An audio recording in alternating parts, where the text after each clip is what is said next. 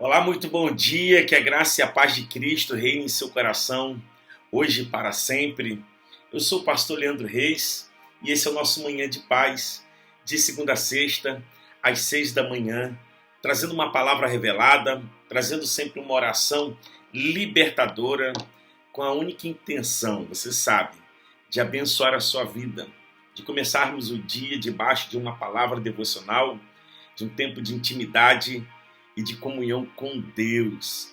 Você que ainda não é inscrito no meu canal, vamos bater 1.500 inscritos essa semana, me ajuda. Falta só 50 pessoas. Se você clica aqui, inscreva-se. Compartilhe esse vídeo com todo mundo que você puder. Chama o pessoal aqui para o canal, porque quando bater 1.500 inscritos, eu vou fazer uma live entregando algo assim muito especial para vocês aqui, ao vivo. Algo muito especial em comemoração a essa conquista desse alvo, que para nós é importante. São mais vidas sendo alcançadas, são mais vidas sendo impactadas. Eu já louvo a Deus pelo que já temos alcançado aqui, tá? Mas a gente sempre quer alcançar mais e mais também para a glória de Deus, porque esse é o nosso chamado, tá bom? O texto de hoje é muito especial e eu quero convidar você a abrir a sua Bíblia no Evangelho de Mateus, capítulo 21. Evangelho de Mateus, capítulo 21.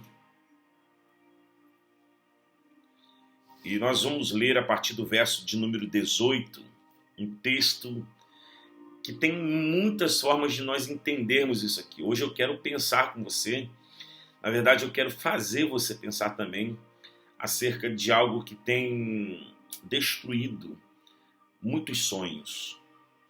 Mateus 21, verso 18 diz: cedo de manhã, ao voltar para a cidade, Jesus teve fome. E vendo uma figueira à beira do caminho, aproximou-se dela e, não tendo achado senão folhas, disse-lhe: nunca mais nasça fruto de ti. E a figueira secou imediatamente. E a figueira secou imediatamente. Vendo isto, os discípulos admiraram-se e exclamaram: como secou depressa a figueira! Como secou tão depressa a figueira! Bom, a primeira coisa que vale a pena nós considerarmos, gente, é que não é uma surpresa que os discípulos se espantem e se admirem, porque em toda a caminhada dos discípulos com Jesus, eles eram acostumados a ver Jesus abençoando as pessoas, abençoando os lugares. O hábito, o costume que eles tinham, a cena comum, era que eles viam Jesus sempre melhorando as coisas. Quem estava endemoniado era liberto, o cego voltava a enxergar, o mudo falava, o surdo ouvia. Jesus multiplica pão para os que não tinham pão e peixe para os que não tinham peixe. Jesus multiplica o vinho num casamento que o vinho havia acabado. Então eu quero que vocês pensem comigo que esses discípulos, eles estão acostumados a verem Jesus melhorar as coisas por onde ele passa e não a piorar. Tem pessoas que também são assim. Tem pessoas que por onde elas passam, as coisas melhoram. Não importa se a sua casa é alugada, mas mesmo sendo uma casa alugada, você pinta, você faz uma reforma, dá um retoque aqui, outro retoque ali, você implementa um jardim. Agora existem pessoas que chegam num departamento, o departamento fica melhor também, ela organiza uma estante, as coisas andam mais depressa, a burocracia diminui, o ambiente fica mais leve. Conhece gente assim? Uma pessoa que de repente ela assume uma responsabilidade num determinado setor da igreja, um ministério da igreja, e a coisa melhora, frutifica. mais pessoas querem estar perto dela, ajudando e também fazendo junto o que essa pessoa está fazendo. Agora também existe o contrário, gente. A gente não pode aqui ficar maquiando. Existem pessoas que pioram. Tudo que ela põe a mão piora. Eu espero que não seja você. Mas existem pessoas que ela entra numa casa, daqui a um ano a casa está toda destruída, as paredes rabiscadas, porta caindo, vidro quebrado.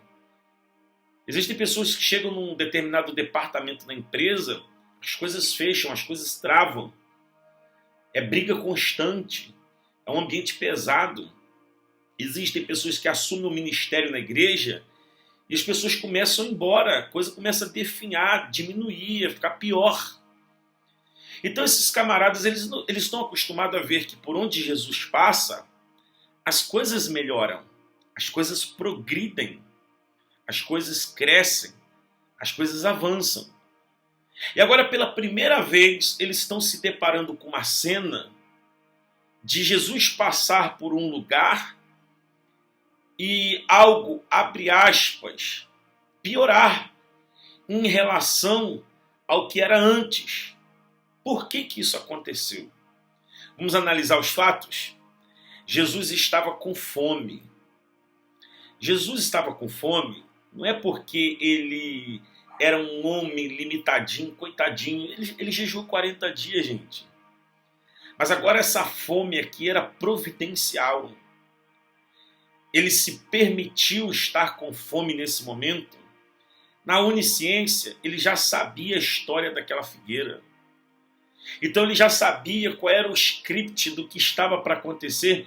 Tudo aqui era aula. A gente precisa guardar isso no nosso coração. A maior ambição de Jesus, depois de salvar o homem, era ensinar o homem. Vou repetir. A maior ambição de Jesus, depois de salvar a humanidade, era deixar ensinamentos. Jesus foi um rabi, alguém que tinha essa graça para ensinar. Então tudo com Jesus é aula. Tudo é aula. Passarinho vira aula. O lírio vira aula. As nuvens, então tudo vira aula. Então essa fome aqui era uma fome providencial. Então ele se aproxima da figueira porque está com fome. E aí o texto diz que ele observa que ela não tinha frutos, somente folhas. E ele amaldiçoou aquela figueira. Por quê? Número 1. Ela vivia de aparências. Porque a figueira é a única árvore que antes de dar as folhas, ela já tem os seus frutos. Na verdade, os frutos, no caso da figueira, os frutos crescem junto com a folhagem. Então subentende-se que se a figueira está frondosa, com muitas folhas, automaticamente, pela sua natureza, ela também carrega muitos frutos. Então, ao ver de longe aquela figueira, que o evangelista também vai dizer que era plantada à beira do caminho, ele vê que ela está frondosa, então tem que ter fruto. E agora ele vai procurar frutos e não tem. Jesus estava com fome. E ele amaldiçoou a figueira. Por que ele amaldiçoou a figueira? Porque ela vivia uma vida de aparências. Muitas pessoas estão vivendo debaixo de maldição, gente. Exatamente por causa disso. Porque está mascarando a situação real. A real situação do seu casamento. Não adianta você tentar mascarar isso com um final de semana numa pousada, um final de tarde no pôr de sol da beira de uma praia com uma foto linda, com postagens bem elaboradas na rede social. O problema de casamento se resolve encarando, pedindo ajuda, pedindo conselho, abrindo o jogo. Não é com folhas que se resolve isso.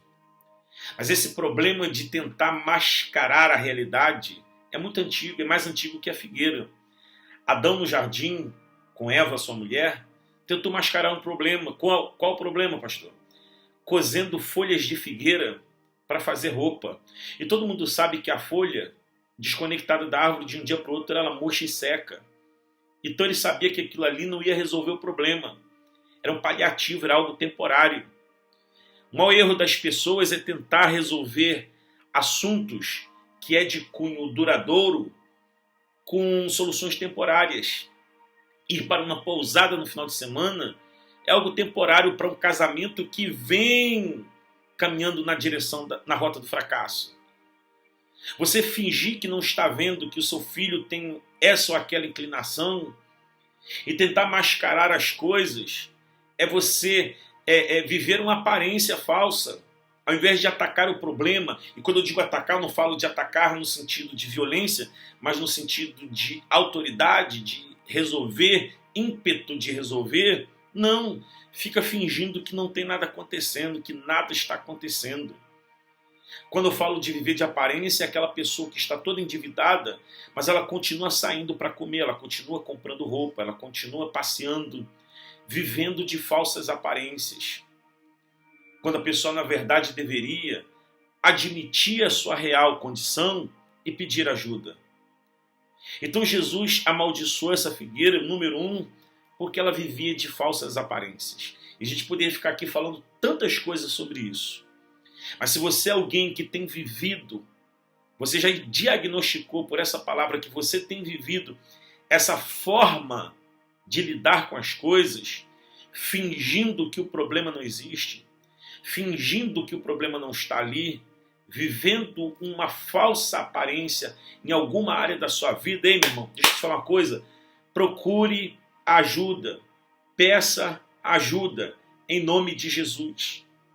Em segundo lugar, por que Jesus amaldiçoou essa figueira? É a única vez que você vai ver Jesus amaldiçoando alguma coisa. Porque ela não tinha frutos. Ela não estava cumprindo a sua natureza. Ih, aleluia! Olha isso aqui, desceu é forte, desceu agora. Aquela figueira estava indo contra a sua natureza. A natureza da figueira é dar figos, é frutificar. Qual é a natureza da árvore? Dar frutos. Qual é a natureza do leão? Caçar. Qual é a natureza do pássaro? Cantar. Percebe? E a figueira estava indo contra a sua natureza, não dando frutos. Quando nós que somos filhos de Deus, chocamos, vamos contra a nossa natureza. Pastor, mas qual é a minha natureza na condição de filho de Deus? Adorar. Qual é a minha natureza na condição de filho de Deus? Frutificar. E quando eu falo de frutificar, gente, eu falo literalmente da última ordenança que Jesus deixou aos discípulos, que ele disse assim, olha, ide por todo mundo e fazei discípulos de todas as nações, fazei discípulos, dá fruto. É ganhar alma e cuidar dessas vidas. É cuidar das pessoas, é fazê-las conhecer qual é a boa, perfeita e agradável vontade de Deus. Porque a igreja não foi criada por Deus para ser um clube social onde você vai lá e desfruta daqueles serviços para o seu deleite. Não, a igreja é um exército de treinamento para que eu esteja na direção certa, mas para que eu me transforme também em um condutor, para que pessoas conheçam a direção certa, o caminho, Jesus Cristo. Então, se eu sou uma pessoa que sou um mero frequentador de igreja, mas eu não me envolvo, sabe? Eu não frutifico, eu não me torno uma pessoa relevante naquilo, isso é muito complicado, porque isso desagrada a Deus. Existem muitas pessoas que estão vivendo uma vida de céus fechados, de portas fechadas, de lutas, simplesmente porque elas estão indo rebeldemente contra a sua natureza, que é de adorar a Deus. Independentemente qual é o dom que Deus te deu, é com esse dom que você vai frutificar. O meu dom é o dom da palavra. Ontem, por exemplo, dia 23, o Flávio Zócoli, que agora está morando na Bélgica, me mandou lá no meu Instagram, se você não me segue, tá perdendo, né? Tem todo dia muita coisa lá, toda hora, no Stories, toda hora muita coisa. E ele me mandou, em 2014 eu estava em Toulouse, no sul da França, a França já é um país humanista, um país de coração muito duro. O evangelho lá enfrenta barreiras sérias. E o sul da França ainda mais, porque é muito próspero. Muitas fábricas, eu acho que a fábrica da Boeing é lá, sabe, assim. E eu estava ali passando uma temporada lá em Toulouse com o Flávio. Num dado momento ele falou, poxa, pastor, vamos ver se a gente aluga um lugar aqui, vamos reunir um povo aqui de brasileiro, vamos fazer uns cultos e tal. E, gente, difícil demais alugar, ninguém queria alugar para fazer culto. O único lugar que aceitou foi um boteco mesmo, de um casal de portugueses lá. E a gente alugou aquele boteco, né, que tinha uma área ali, e aí tinha costa-verdenses, tinha franceses, tinha portugueses, pessoal fumando no meio do culto. E eu ali pregando. Para ministrar o louvor, peguei um casal que canta na noite, estavam desviados, fumando. Eu falei, olha, vocês só não vão fumar na hora do culto, pelo amor de Deus, nem beber, mas vocês vão ser ali canal de Deus naquele momento. E eles aceitaram o desafio. E, gente, no final, as pessoas levantando a mão, aceitando Jesus, chorando. Essa é a minha natureza, esse é o meu dom, eu sei pregar. Então, aonde eu vou, gente, quem se esbarrar comigo, de alguma forma vai ser impactado por aquilo que Deus me deu. Então, quem sabe hoje, você está vivendo aí uma vida de lutas e tem se perguntado, Deus, por que eu estou passando tantas lutas? Não era para ser assim. Como não era para ser assim com aquela figueira, mas por que está sendo assim? Faça essa pergunta, olha para dentro de você. Será que você não tem vivido uma vida de falsas aparências? Ou será que você não tem vivido uma vida sem dar frutos? Pense nisso, tá bom? Vamos orar em nome de Jesus? Senhor, eu quero orar em favor deste príncipe e desta princesa que nesta manhã o Senhor os trouxe aqui para nos dar essa lição tão linda e poderosa. Senhor, tem misericórdia, aviva, ativa, acende, fortalece, dá graça, dá vigor, dá saúde, dá alegria, meu Deus, para que voltem a frutificar novamente e que toda tentação de viver uma vida de aparência seja lançada por terra, Pai, para que nós possamos viver a sua boa, perfeita e agradável vontade em nome de Jesus. Amém. Que Deus abençoe sua vida, sua casa e sua família.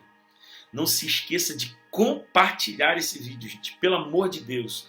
Deus não te pede nada além de você compartilhar. É uma forma de você dar frutos. Pelo amor de Deus, não custa nada. Deixa o seu like aqui. O seu like é importante para esse canal. E se inscreva e convide mais pessoas para se inscrever aqui, porque quando a gente bater 1.500 inscritos, eu vou fazer uma live de gratidão aqui, diferente de tudo que você já viu aqui nesse canal, tá bom? Beijo no seu coração, dia de vitória em nome de Jesus.